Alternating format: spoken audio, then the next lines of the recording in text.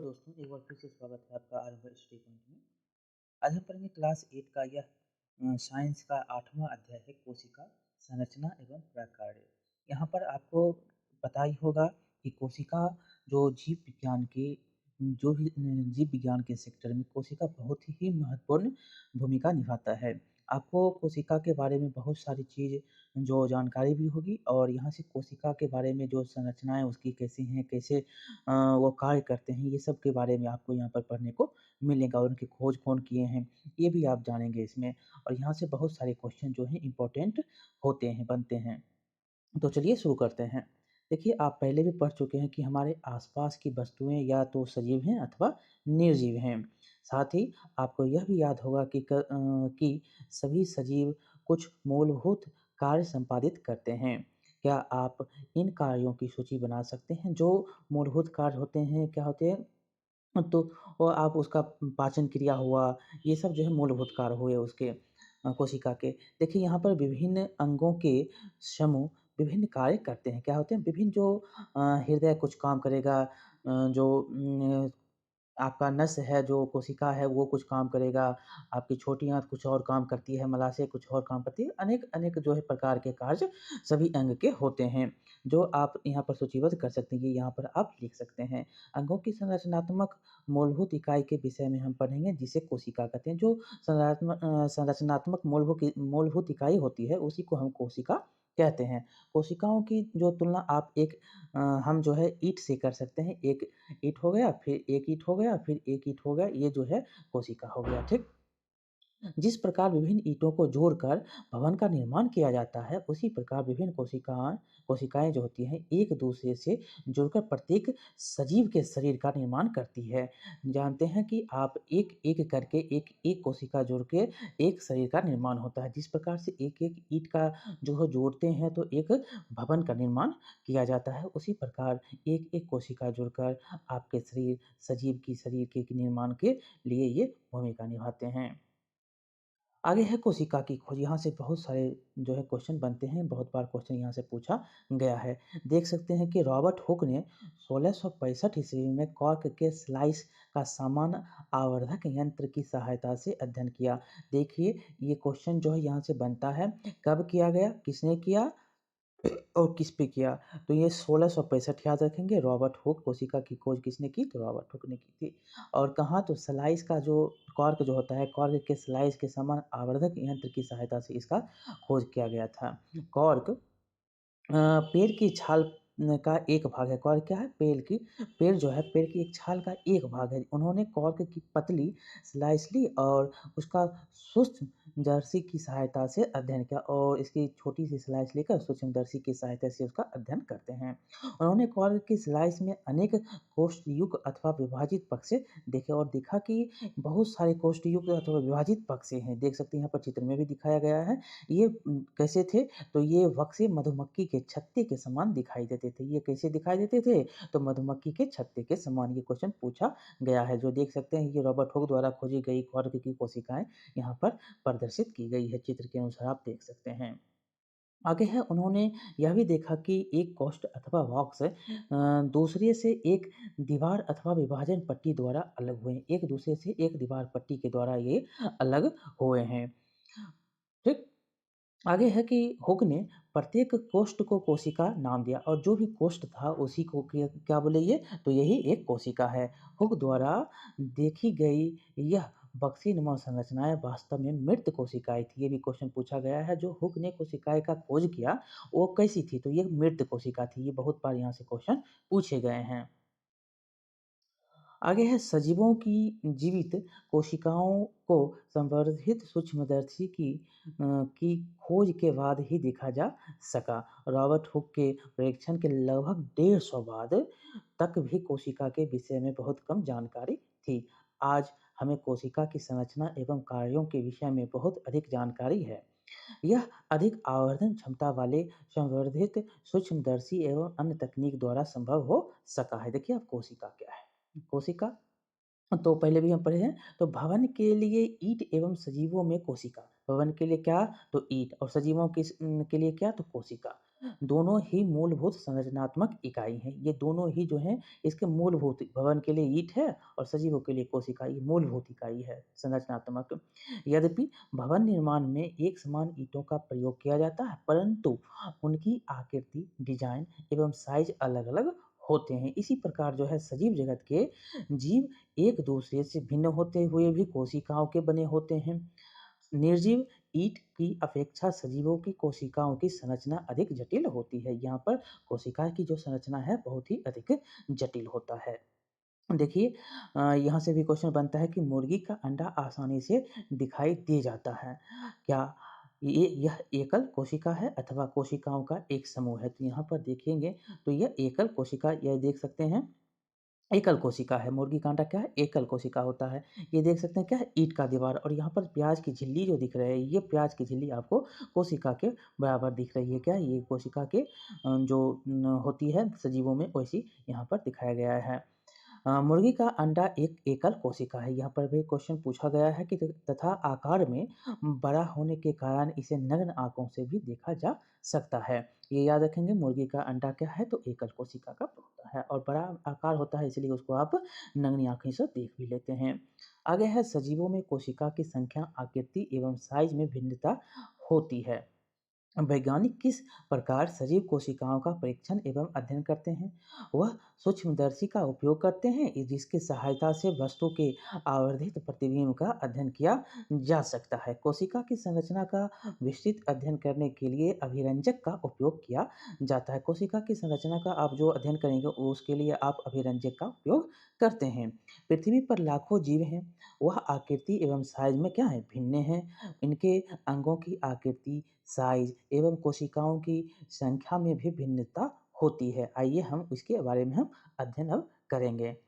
देखिए कोशिका की संख्या, तो क्या आप किसी लंबे वृक्ष अथवा हाथी जैसे विशाल जंतु के शरीर में पाई जाने वाली कोशिकाओं की संख्या का अनुमान लगा सकते हैं? क्या संख्या अरबों खरबों में हो सकती है?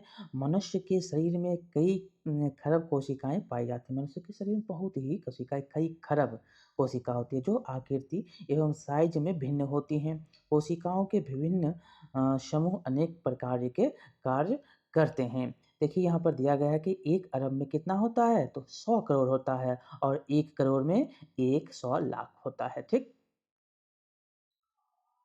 आगे कि वह जीव जिनका शरीर एक से अधिक कोशिकाओं का बना होता है, उसको हम क्या बोलते हैं? बहुकोशिकीय मल्टीसेलुलर कहा जाता है। मल्टी प्लस मल्टी का क्या होता है? अनेक और सेकुलर का क्या होता है? कोशिका।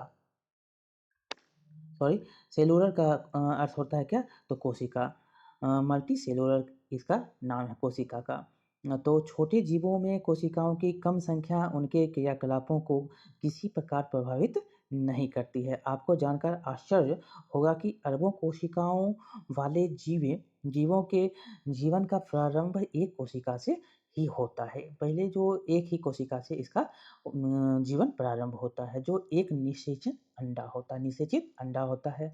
निषेचित अंडा गुणन करता है तथा वृद्धि एवं परिवर्धन के साथ कोशिकाओं की संख्या धीरे धीरे बढ़ती चली जाती है। यहाँ पर चित्र में भी देखेंगे दो जीव एकल कोशिकाओं के बने होते हैं। जो दोनों जीव जो होते हैं दोनों जीव एकल कोशिका के बने होते हैं। एक कोशिका वाले जीवों को एक कोशिकीय कहते हैं। जैसे यहाँ पर यूनी सेकुलर यहाँ पर एक यूनी मतलब क्या होता है एक उसे सॉरी सेलुलर का मतलब होता है कोशिका। सेलुलर का मतलब होता है कोशिका यूनी सेलुलर का हो गया एक कोशिकीय एक कोशिका। देख सकते हैं एक अमीबा है और एक पैरामीशियम है। तो ये क्या है? एक कोशिकीय है।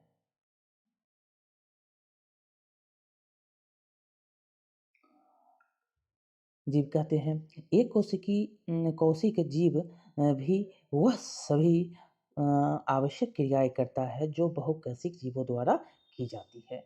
एक कोशिक जीव जैसे कि अमीबा भोजन का अंतर्ग्रहण करता तथा पचाता है और शोषण, उत्सर्जन, वृद्धि एवं प्रजनन भी करता है। ये देख सकते हैं यहाँ पर क्वेश्चन पूछा गया है कि वो एक कोशिकीय जीव जो होते हैं जैसे कि अमीबा भोजन का अंतर्ग्रहण भी करता है करता तथा उसको पचाता भी है और श्वसन, उत्सर्जन, वृद्धि एवं प्रजनन ये सब काम जो है एक कोशिकीय जीव में जैसे अमीबा हुआ ये सभी काम ये करते हैं। बहुकोशिकीय जीवों में यह कार्य जो होता है, सभी कार्य विशिष्ट कोशिकाओं के समूह द्वारा संपादित किए जाते हैं, लेकिन एक कोशिका में सभी काम वही करता है। कोशिकाओं का यह समूह उत्तक का निर्माण करता है और कोशिकाओं के समूह को क्या बोलते हैं? तो उत्तक कहते हैं तथा विभिन्न उत्तक अंगों का निर्माण करते हैं और विभिन्न जो उत्तक होता है वही मिलकर अंग का निर्माण करता है। देखिए यहाँ पर क्रियाकलाप दिया गया है कि अमीबा एवं पैरामीशियम की अस्थायी स्लाइड सूक्ष्मदर्शी यंत्र से दिखा सकते हैं। इसके अतिरिक्त अध्यापक तालाब से जल एकत्र करके स्लाइड बनाकर उस जल में उपस्थित जीवों को दिखा सकते हैं। देखिए अब आगे है कोशिका की आकृति। चित्र में दिखाए गए अमीबा की आकृति को आप किस प्रकार परिभाषित करेंगे? आप यह कह सकते हैं कि इसकी आकृति अनियमित है। वास्तव में अमीबा की कोई सुनिश्चित आकृति नहीं होती। यह अपनी आकृति बदलता रहता है। इसके मुख्य शरीर से बाहर की ओर परिवर्ती लंबाई के प्रवर्ध उभरते हुए दिखाई देते हैं और इन्हें पादाप कहते हैं। जो वो एक देख रहे हैं ये क्या है? ये सब इसके पादाप होते हैं, पाँव होते हैं। जैसा कि आप पहले भी देखें, यहाँ पर भी देखे हैं। यह प्रवर्ध अमीबा की गति के समय अथवा भोजन का अधिग्रहण करते समय बनते एवं बिगड़ते रहते हैं। आकृति बदलने से क्या लाभ होता है? तो उसके चलने में, फिरने में जो है भोजन करने में इसके लिए वो लाभ होती हैं। देखिए अमीबा की बदलती हुई आकृति पादाप के बनने के कारण होती है, जो उसे गति प्रदान करने एवं भोजन ग्रहण करने में सहायता करता है।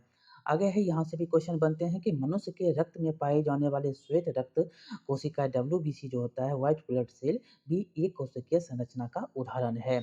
डब्ल्यूबीसी भी क्या है? तो एक कोशिकीय संरचना है और जो आप आकृति बदल सकती है, जो कि अपनी आकृति कौन बदल सकता है? तो डब्ल्यूबीसी। और डब्ल्यूबीसी एक कोशिका है, जबकि अमीबा एक पूर्ण विकसित जीव है जिसका स्वतंत्र अस्तित्व है। अमीबा क्या है? एक पूर्ण विकसित जीव है, ना कि एक कोशिका है। आगे है आपके विचार में उन जीवों में कोशिकाओं की आकृति कैसी होगी जिनमें लाखों कोशिकाएं होती हैं। मानव की विभिन्न प्रकार की कोशिकाएं जैसे कि रक्त, पेशी एवं तंत्रिका कोशिकाएं दिखाई गई है। ये विभिन्न आकृतियों के उनके विशिष्ट कार्यों से संबंधित हैं। कोशिकाएं सामान्यतः गोलीय, चपटी, गोल अथवा लंबी होती हैं। कुछ कोशिकाएं लंबी होती हैं जिनके दोनों सिरे नुकीले होते हैं। जिनके क्या होते हैं? दोनों सिरे नुकीले होते हैं। इनका आकार तर्करूप होता है। कभी-कभी कोशिकाएँ बहुत लंबी होती हैं, कुछ कोशिकाएँ शाखान्वित होती हैं, जैसे तंत्रिका कोशिका। ये क्या होती है? शाखान्वित। ये तंत्रिका कोशिकाएँ हैं। क्या है ये? तंत्रिका कोशिका। इसके शाखाएँ देख रहे हैं। तंत्रिका कोशिकाएँ संदेश प्राप्त कर उनका स्थानांतरण करती हैं, जिसके द्वारा यह शरीर में नियंत्रण एवं संवेदन का कार्य करते हैं। तो ये देख सकते हैं चित्र में आपको दिखाया भी गया है। गोलाकार रक्त कोशिकाएँ ये हैं। दूसरा है तर्करूपी पेशी कोशिकाएँ। तीसरा आपको ये जो लंबी शाखान्वित तंत्रिका कोशिकाएँ दिखाए गए हैं। क्या आप अनुमान लगा सकते हैं कि कोशिका का कौन-सा भाग इसे आकृति प्रदान करता है? तो अब ये पदार्थ जो होता है वो उसकी आकृति यहाँ पर बताया भी गया होगा कि कोशिका के विभिन्न संगठन एवं झिल्ली द्वारा परिवर्ध होते हैं। यह झिल्ली पौधे एवं जंतुओं की कोशिकाओं की आकृति प्रदान करते हैं। ये झिल्ली क्या करता है? तो झिल्ली पौधा और जंतु का जो आकृति है, कोशिका की आकृति उसको प्रदान करता है। यहाँ पे याद रखने वाली बात है। पादप कोशिका में एक अतिरिक्त आवरण होता है। पादप क्या होता है? कोशिका का एक अतिरिक्त आवरण है, जिसे कोशिका भित्ति कहते हैं और ये कोशिका भित्ति कहलाता है। जो पादप हुआ वो कोशिका भित्ति। एक पेड़ है तो ये क्या हुआ? एक पेड़ उसका कोशिका भित्ति हो गया और जो उसकी आकृति प्रदान कर रहा है, जो उसके पैर, हाथ-पैर ये सब आकृति प्रदान करता है, नीचे का भाग होता है, उसको हम क्या कहते हैं? ये झिल्ली हो गया।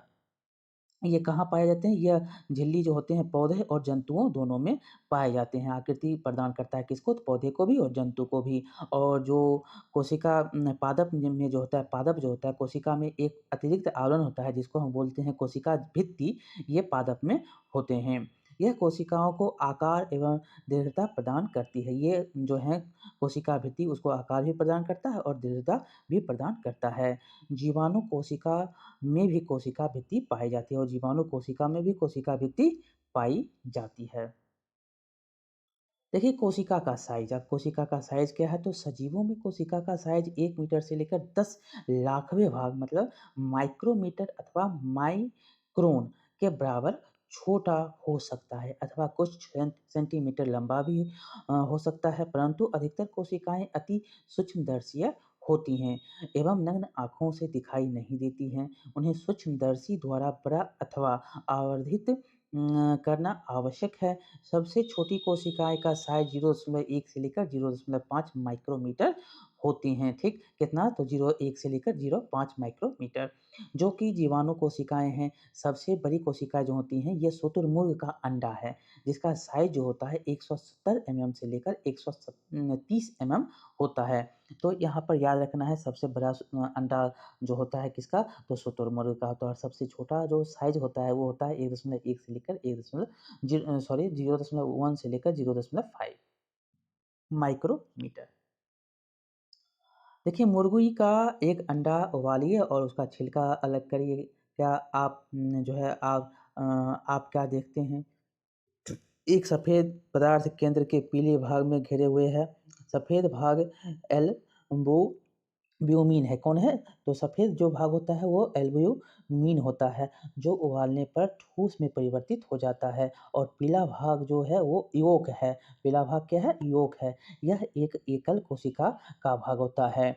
आप इसे आवर्धक उपकरण के बिना भी देख सकते हैं। ये क्या है? एकल कोशिका है। इसे आप नंगी आँखों से भी देख सकते हैं। क्या हाथी की कोशिकाएँ चूहे की कोशिकाओं से बनी होती है? तो हाँ।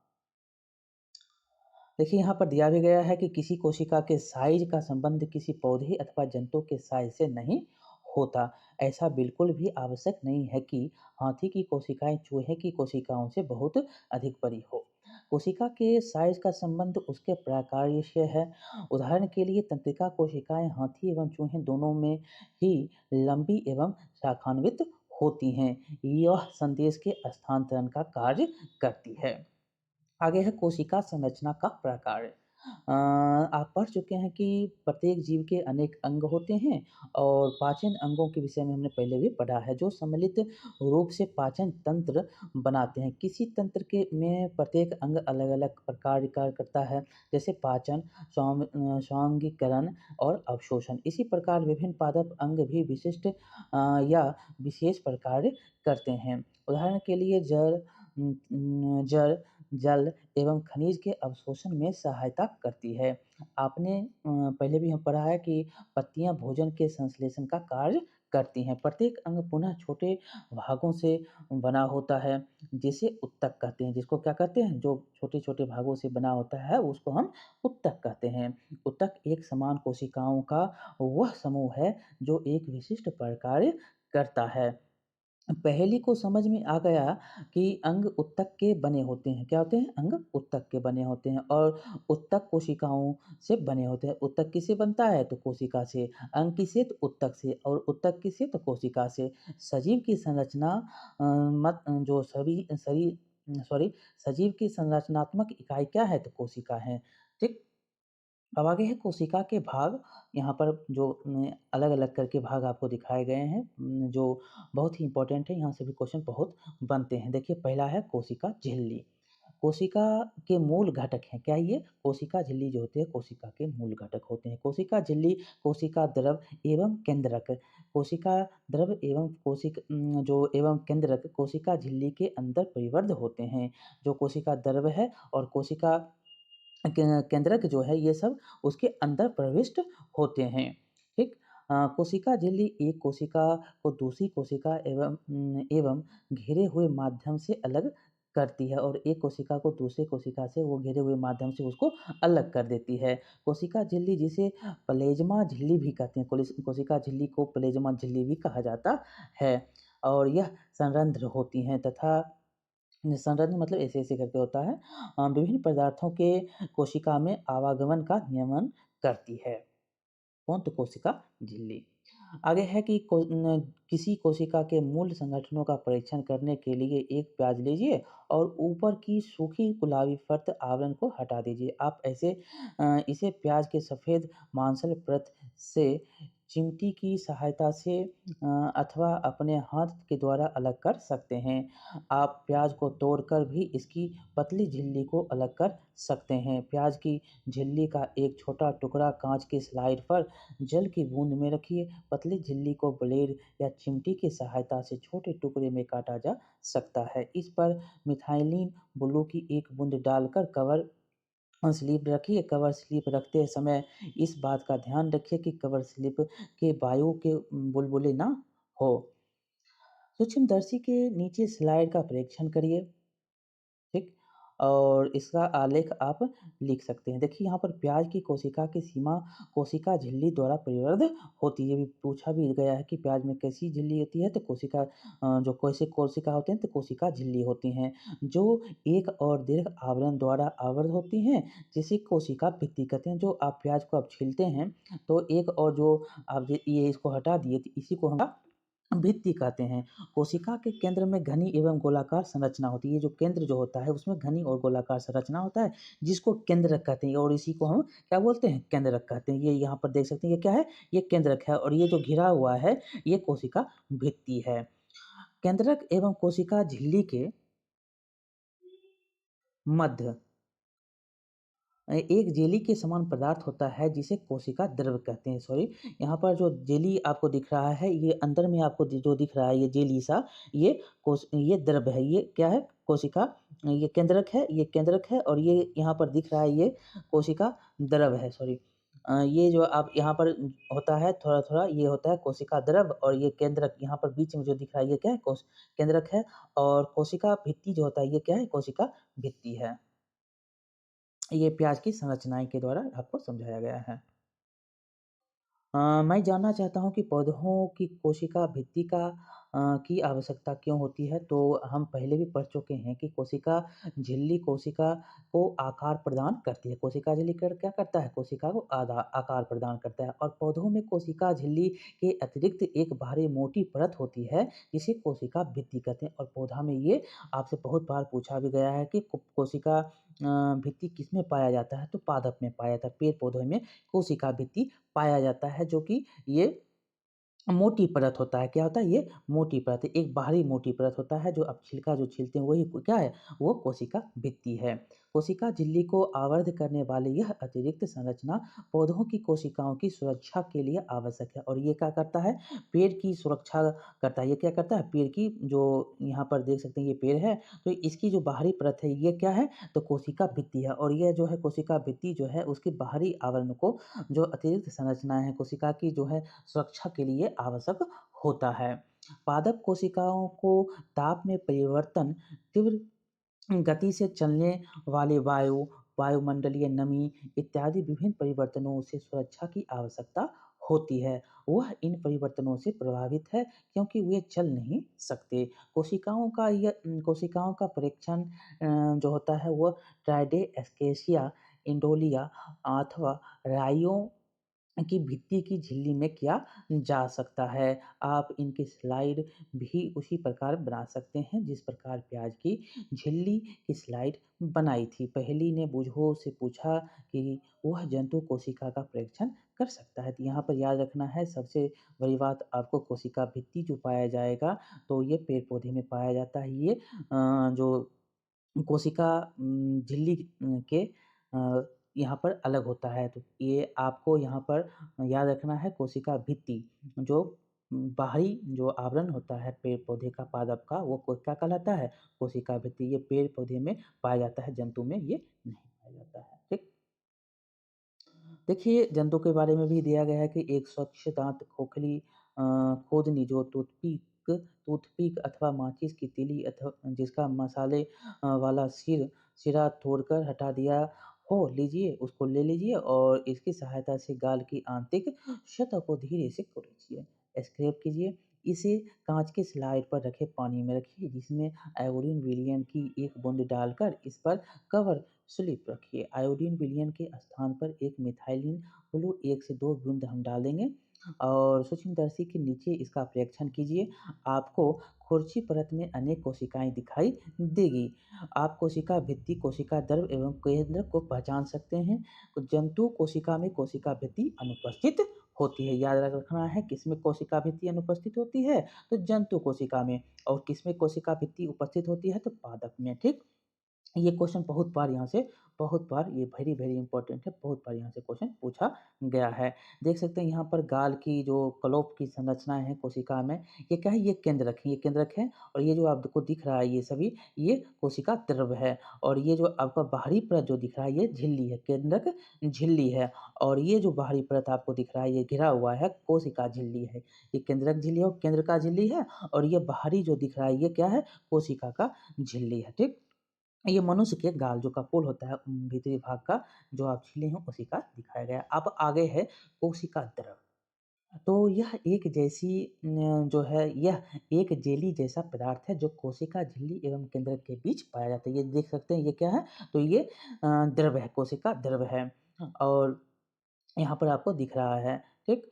आगे है कि कोशिका के अन्य संगठन अथवा कोशिकांग कोशिका द्रव में ही पाए जाते हैं और यह जो है कोशिकांग सभी जो है कोशिका द्रव में ही पाए जाते हैं। जैसे कि यह है कौन-कौन है? तो माइटोकॉन्ड्रिया, गोल्गी काय और राइबोसोम इत्यादि जो है कोशिका द्रव में पाए जाते हैं। बहुत बार यहाँ से क्वेश्चन पूछे गए हैं। माइटोकॉन्ड्रिया, गोल्गी काय और राइबोसोम ये सब कहाँ पाए जाते हैं? तो ये कोशिका द्रव में पाए जाते हैं, याद रखना है आपको। ये कोशिकांग कोशिका द्रव में पाए जाते हैं और ये क्या होते हैं? कोशिका के अन्य संगठन अथवा कोशिकांग कोशिका द्रव में पाए जाते हैं जैसे कि यह है कौन-कौन है? माइटोकॉन्ड्रिया, गोल्गी काय और राइबोसोम। बहुत बार हमने इसको पढ़ा, ये बहुत ही इम्पोर्टेंट है, यहाँ से क्वेश्चन पूछे जाते हैं, ये कोशिका द्रव में पाए जाते हैं। अब आगे है केंद्रक।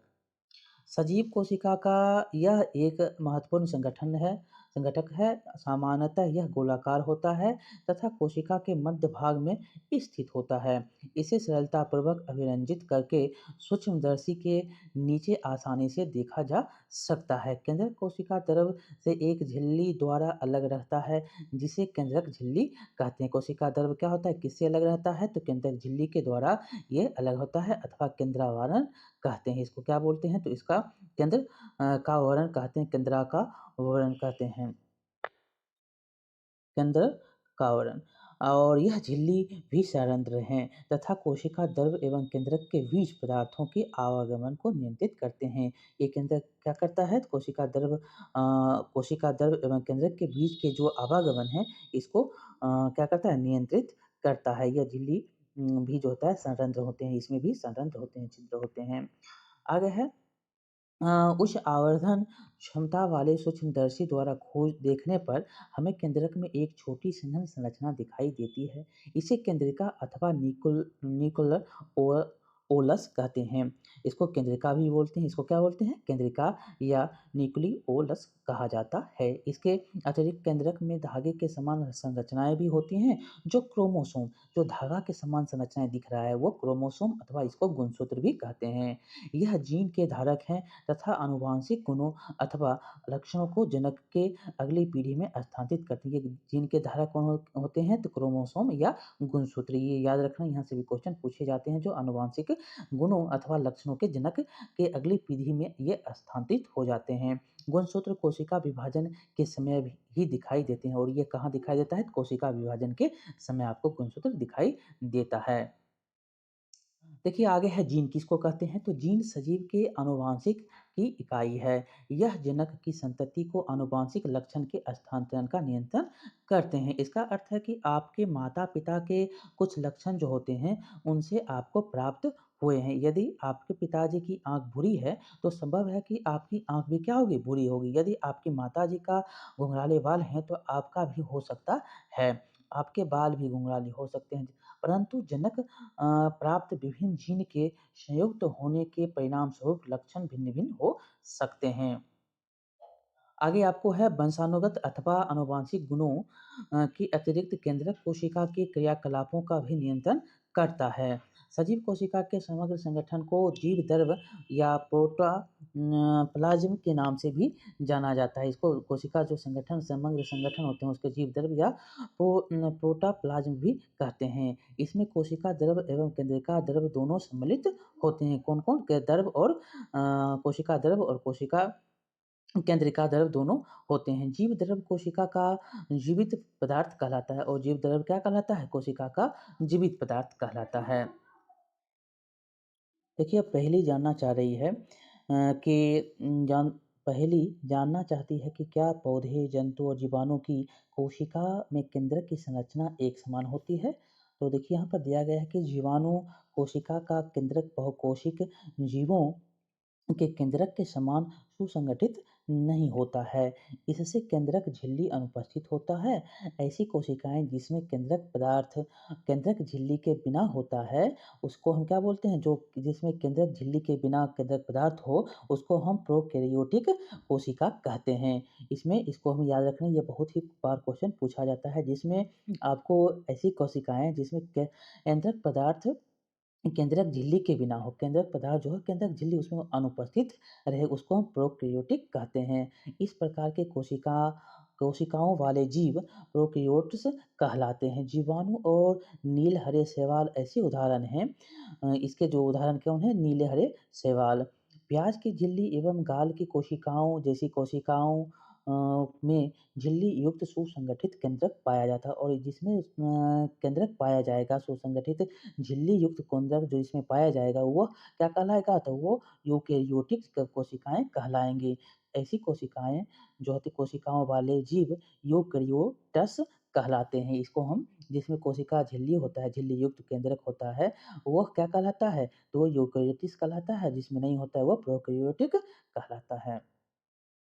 प्याज की झिल्ली की कोशिकाओं का परीक्षण करते समय क्या आपने कोशिका द्रव्य के बीच खाली स्थान दिखने वाली संरचनाओं का ध्यान दिया? इन्हें रिक्तिका कहते हैं। जो खाली संरचना आपने देखा था प्याज की झिल्ली में वो क्या कहलाता है? तो इसको रिक्तिका कहते हैं। यह मात्र एक एवं बड़ी हो सकते हैं जैसे कि प्याज की झिल्ली की कोशिकाएं में दिखाई देती हैं। गाल कोशिका में अनेक छोटी-छोटी रिक्तिकाएं होती हैं। बड़ी रिक्तिकाएं आमतौर पर पौधे की कोशिकाओं में पाई जाती हैं। जंतुओं में ये रिक्तिकाएं बहुत छोटी होती हैं। जो होता है ट्राइडेस एस्केसिया पत्ती की कोशिकाओं में आपने अपने छोटी रंगीन संरचनाएं देखी होंगी। वे पत्ती की कोशिकाओं के कोशिका द्रव्य में छितरी रहती हैं। इन्हें प्लेस्टिड कहते हैं और जो छितरा हुआ रहता है उसको हम प्लेस्टिड कहते हैं। यह विभिन्न रंगों के होते हैं। उनमें कुछ जो होता है हरा रंजक उपस्थित होता है जिसे क्लोरोफिल जो इसमें ये देख सकते हैं ये क्या है? हरा रंजक है। इसको हम क्या बोलते हैं? क्लोरोफिल बोलते हैं। ये कोशिका झिल्ली है। क्या है ये? कोशिका झिल्ली। ये कोशिका झिल्ली है और ये बाहरी परत जो दिख रहा है ये कोशिका भित्ति है। और यहाँ पर आपको जो दिख रहा है यहाँ पर चित्र में आप देख सकते हैं पादप कोशिका और जंतु कोशिका।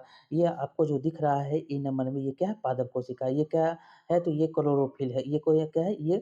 सॉरी, ये आपको कोशिका द्रव्य है। ये देख सकते हैं छोटा-छोटा बिंदु जो दिख रहा है ये कोशिका द्रव्य है। यहाँ पर भी आपको कोशिका द्रव्य ये केंद्रक है। ये क्या है?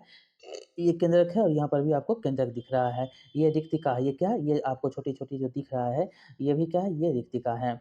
और कोशिका झिल्ली यहाँ ये ऊपरी परत जो है दिख रहा है ये क्या है? कोशिका झिल्ली है और इसके भी बाहरी ये जो ऊपर का परत जो नीचे का परत जो दिख रहा है ये जो दिख रहा है ये नीचे वाला ये कोशिका झिल्ली है और कोशिका भित्ति कौन है? तो बाहरी परत जो आपको दिख रहा है ये क्या है? कोशिका झिल्ली होता है भीतर में और भित्ति होता है बाहर में, याद रखना है, ठीक है? तो झिल्ली किधर? तो भीतर की ओर और भित्ति किधर? तो बाहर की ओर। ये आपको याद रखना है। भित्ति किसमें पाया जाता है? तो भित्ति पादप में पाया जाता है और कोशिका झिल्ली सिर्फ किसमें पाया जाता है? तो ये कोशिका झिल्ली जंतु कोशिका में पाया जाता है। ये तुलना आपको याद रखना है, यहाँ से क्वेश्चन बनते हैं। और यहाँ देखेंगे तो क्लोरोफिल के बाद है हरे रंग के प्लेस्टिड्स को क्लोरोप्लास्ट अथवा हरित लवक कहते हैं। वे पत्तियों को हरा रंग प्रदान करता है। कौन हरा रंग प्रदान करता है? क्लोरोप्लास्ट जो होता है या अथवा हरित लवक जो होता है ये पत्ती में कैसा रंग प्रदान करता है? तो हरा रंग प्रदान करता है। ये भी पूछा गया कौन हरा रंग पत्ती को प्रदान करता है? तो क्लोरोप्लास्ट अथवा हरित लवक। आपको याद होगा कि पत्तियों में क्लोरोप्लास्ट में उपस्थिति क्लोरोफिल अथवा प्रकाश संश्लेषण के लिए आवश्यक है। अब आगे है पादप एवं जंतु कोशिका की तुलना। अब हम तुलना करेंगे तो तुलना के बारे में बहुत यहाँ पर जैसे यहाँ पर तुलना किए तो इससे भी क्वेश्चन बहुत सारे पूछे जाते हैं, किसमें क्या पाया गया है और किसमें नहीं क्या पाया जाता है। तो यहाँ पर याद रखना है कोशिका पादप कोशिका एवं जंतु कोशिका की संरचना की तुलना यहाँ पर आपने हमने किया भी पहले। इससे पहले आइए पादप एवं जंतु कोशिका की समानताओं के अंतर जो है यहाँ पर देखेंगे, क्या उसके लक्षण है उसके उल्लेख यहाँ पर देखें। तो यहाँ पर देखेंगे तो कोशिका झिल्ली पादप कोशिका में उपस्थित है, तो हाँ उपस्थित है, और जंतु कोशिका में भी उपस्थित है। भित्ति नहीं होता है, भित्ति जो है जंतु कोशिका में नहीं होता है और इसमें होता है। केंद्रक देखें तो केंद्रक दोनों उपस्थित है, केंद्रक इसमें भी है और केंद्रक इसमें भी है। और झिल्ली देखें केंद्रक झिल्ली, तो केंद्रक झिल्ली भी आपको यहाँ पर दिख रहा है। केंद्रक जो झिल्ली है यहाँ पर देख सकते हैं, केंद्रक झिल्ली आपको सॉरी, यहाँ पर केंद्रक जो कोशिका झिल्ली है, केंद्रक झिल्ली नहीं है, ठीक? लेकिन केंद्रक झिल्ली भी होते हैं। कोशिका द्रव्य है दोनों में और प्लेस्टिड और रिक्तिकाएँ आपको यहाँ पर इसमें मिलेंगे, इसमें नहीं मिलेंगे। आगे जो है ये चैप्टर आपको समाप्त होते हैं, बहुत ही इम्पोर्टेंट ये चैप्टर था। यहाँ देखिए आप क्या सीखा है, तो इसके बारे में आपने सीखा कि अधिकतर जीवों में छोटी संरचनाएँ दिखाई देती हैं जिन्हें अंग कहते हैं, और सभी अंग और सभी अंग और भी छोटे भागों से बने हैं। किसी जीव की सूक्ष्मतम जीवित रचना को कोशिका कहते हैं। सर्वप्रथम कॉर्क की कोशिकाओं की खोज किसने की? तो रॉबर्ट हुक ने कब की? तो 1665 ईस्वी में। कोशिका की अगर कोशिका की विभिन्न आकृतियाँ एक साइज परिलक्षित होती हैं। विभिन्न जीवों में कोशिकाओं की संख्या क्या होती है? विविध होती हैं। कुछ कोशिकाएँ बहुत बड़ी होती हैं जिसकी नग्न आँखों से देख सकते हैं, जैसे मुर्गी का अंडा। कुछ जीव जो होते हैं एक कोशिका एवं अन्य जीव अनेक कोशिकाओं के बने होते हैं। एक कोशिकीय जीवों में एकल कोशिका ही वे सभी मूलभूत प्रकार्य करती हैं जो बहुकोशिका जीवों में विशिष्ट कोशिकाओं के समूह द्वारा संपादित की जाती है। कोशिका के 3 मुख्य भाग हैं, जैसे कोशिका झिल्ली, कंदरिका, कोशिका द्रव जिसे छोटी-छोटी संरचनाएँ पाई जाती हैं, एवं केंद्रक। 3 भाग आपको याद रखना, केंद्रक, झिल्ली और द्रव। और आगे है केंद्रक और कोशिका द्रव को केंद्रक झिल्ली अलग करती है। केंद्रक और कोशिका द्रव को कौन अलग करता है? तो केंद्रक झिल्ली अलग करता है। कोशिका जिसमें सुसंगठित केंद्रक नहीं होता है, अर्थात केंद्रक झिल्ली अनुपस्थित होता है, वह प्रोकैरियोटिक कोशिका कहलाती है। और पादप कोशिका जंतु कोशिका से भिन्न है, क्योंकि इसमें कोशिका झिल्ली के बाहर कोशिका भित्ति होती है। रंगीन संरचना जिन्हें प्लेस्टिड कहते हैं केवल पादप कोशिका में ही पाए जाते हैं। क्या? ये सिर्फ पादप कोशिका में ही पाया जाता है। हरे प्लेस्टिड्स जिसमें क्लोरोफिल पाया जाता है और ये क्लोरोप्लास्ट कहते हैं, ये क्लोरोप्लास्ट कहलाते हैं। और आगे है कि पादप कोशिका में एक बड़ी केंद्रीय रिक्तिका होती है, जबकि जंतु कोशिका में अनेक छोटी-छोटी रिक्तिकाएँ होती हैं, ठीक? तो इस प्रकार ये चैप्टर आपका समाप्त होता है। बहुत ही इम्पोर्टेंट ये चैप्टर था। आपसे यहाँ से बहुत बार क्वेश्चन पूछे जाते हैं। देखिए यहाँ पर क्या आप जानते हैं कि हमारी त्वचा के बाह्य स्तर में पाई जाने वाली कोशिकाएँ क्या होती हैं? मृत होती हैं। एक सामान्य वयस्क में लगभग 2 केजी मृत कोशिकाएँ जो है मृत त्वचा पाई जाती हैं। कितना? 2 केजी। और प्रतिदिन त्वचा की लाखों मृत कोशिकाओं का क्षय होता रहता है। हर बार जब अपनी उँगली से मेज़ की धूल को साफ करते हैं तो पुरानी त्वचा का बहुत भाग जो होता है क्षयित हो जाता है। तो इस प्रकार ये आपका चैप्टर समाप्त होता है। आपको कैसा लगा बताएँगे, लाइक करेंगे, शेयर करेंगे और सब्सक्राइब करना नहीं भूलेंगे। मिलते हैं अगले चैप्टर में, तब तक के लिए बहुत-बहुत धन्यवाद।